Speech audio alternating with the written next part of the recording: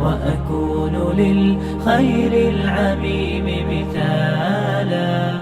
Alhamdulillah, tentunya senantiasa kita bersyukur kepada Allah atas setiap nikmat yang Allah berikan kepada kita.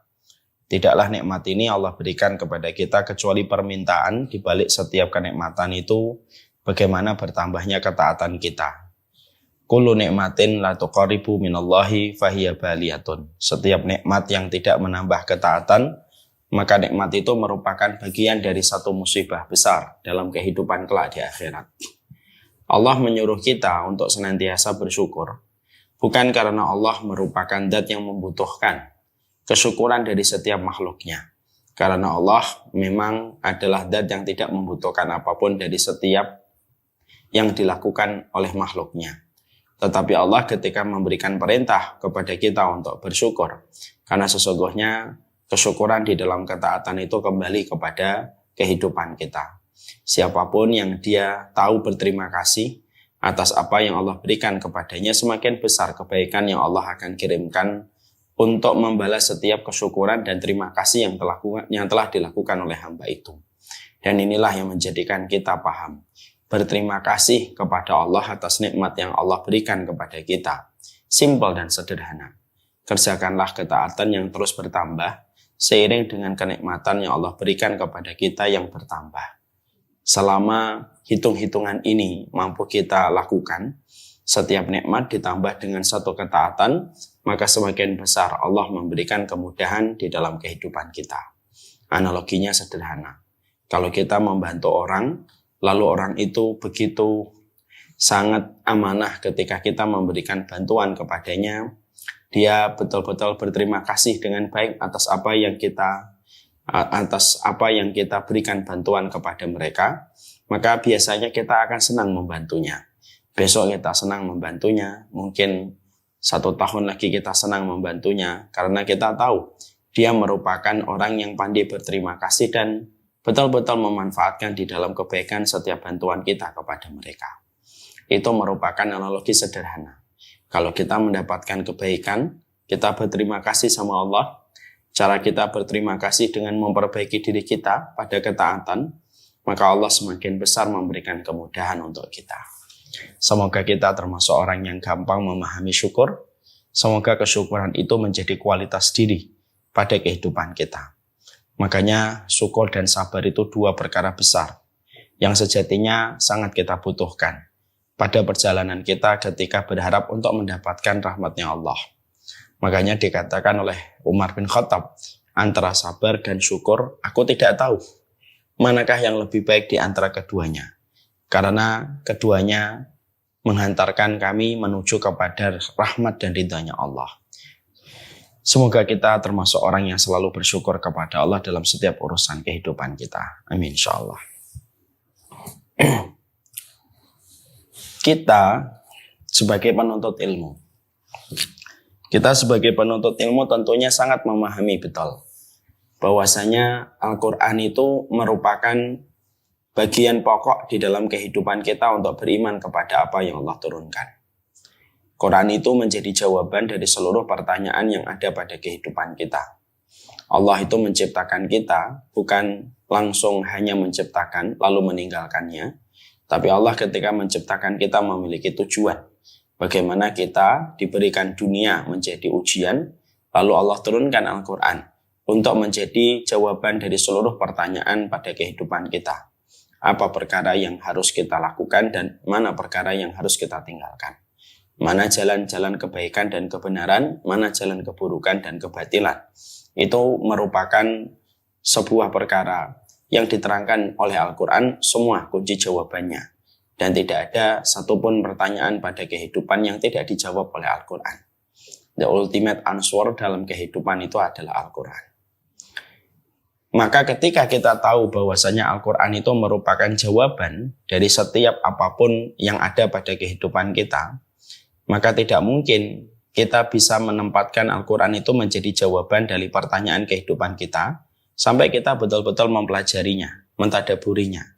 Lalu kita menggali setiap ilmu yang ada pada Al-Quran untuk memberikan kepada kita sebuah kaidah pada kehidupan. Dan itulah kewajiban yang Allah bebankan kepada kita di dalam Al-Quran.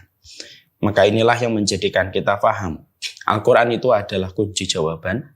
Dan kunci jawaban tidak akan memberikan kepada kita petunjuk kalau kita pun tidak mempelajari Al-Quran dengan benar. Sampai kita mengetahui bagaimana menempatkan Al-Quran sebagai kunci jawaban dalam kehidupan kita. Saya ambilkan contoh bagaimana Quran itu betul-betul tuntas menjadi kunci jawaban dalam kehidupan kita.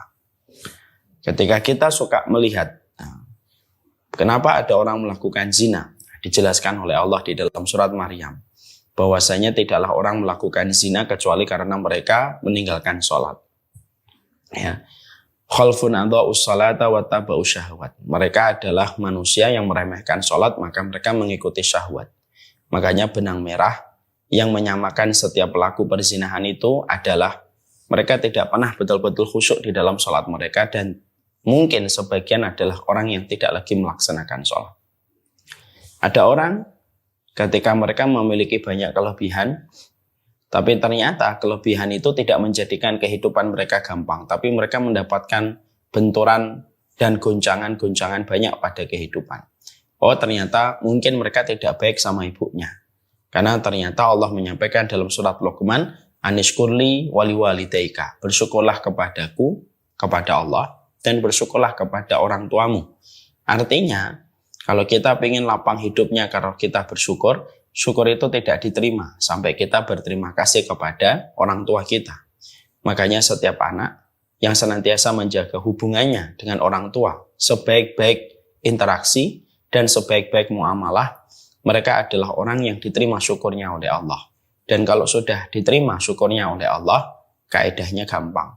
La in syakartum la azidannakum. Kalau syukur kalian aku terima, aku tambahkan kenikmatan dan kemudahan di dalam hidup kalian. Nah, inilah yang menjadikan kita paham. Baru 2 contoh. Itu sudah mewakili bahwasanya Quran itu adalah ultimate answer dalam kehidupan kita. Dia betul-betul memberikan jawaban dari seluruh perkara yang kita butuhkan pada kehidupan ini. Sehingga ketika kita betul-betul berinteraksi kepada Al-Quran, kita akan tahu betul, tidak ada lagi yang kita butuhkan untuk memberi kunci jawaban pada kehidupan kita, kecuali adalah dengan Al-Quran. Makanya ada satu profesor berkata, dalam salah satu materi yang beliau sampaikan, Al-Quran itu hari ini menjadi objek penelitian. Karena apa? Karena banyak sekali penelitian dan penemuan spektakuler itu dimulai dari apa yang mereka baca di dalam Al-Quran. Walaupun sebagian peneliti itu tidak atau belum beriman kepada Allah. Karena mereka mengakui bahwasanya Al-Quran itu menyimpan informasi yang luar biasa yang hari ini belum banyak diketahui oleh manusia. Nah, inilah yang menjadikan kita paham. Inilah Al-Quran. Sebuah mukjizat terbesar pada kehidupan kita. Dan ketika kita mentadaburi pelajaran kita bersama dengan komunitas Muslim Munchen ini, kenapa kita mengambil tadabbur Al-Quran? Ya, karena jawaban-jawaban yang kita butuhkan pada kehidupan itu ada di dalam Al-Quran. Selama kita berinteraksi dengan benar. Nah, inilah yang menjadikan kita akhirnya paham. Kenapa tadabbur itu penting? Karena tadabbur itu merupakan proses penyulingan. Supaya akhirnya kita tahu jawaban demi jawaban di dalam kehidupan. Ini pula yang menjadikan kita melanjutkan pembahasan tadabbur kita kepada Quran. Quran sebagai jawaban dari seluruh pertanyaan pada kehidupan kita. Di mana kita mempelajari tadabbur kita bersama dengan surat Al-Fatihah. Karena sesungguhnya surat Al-Fatihah merupakan surat yang memiliki keutamaan yang sangat dahsyat sekali. Keutamaan yang sangat dahsyat yang kita jumpai di dalam Al-Quran itu luar biasa. Keutamaan yang dahsyat yang kita jumpai di dalam surat Al-Fatihah itu luar biasa. Surat ini merupakan surat yang kita baca satu harinya 17 kali.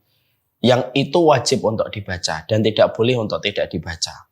Berarti ketika Allah mewajibkan satu surat dan tidak ada satu surat sebanyak Al-Fatihah diperintahkan untuk membaca, berarti kandungan yang ada pada surat Al-Fatihah begitu sangat agung, memberikan jalan pada kehidupan kita. Dan inilah yang menjadikan kita masih pada tadabbur kita kepada surat Al-Fatihah.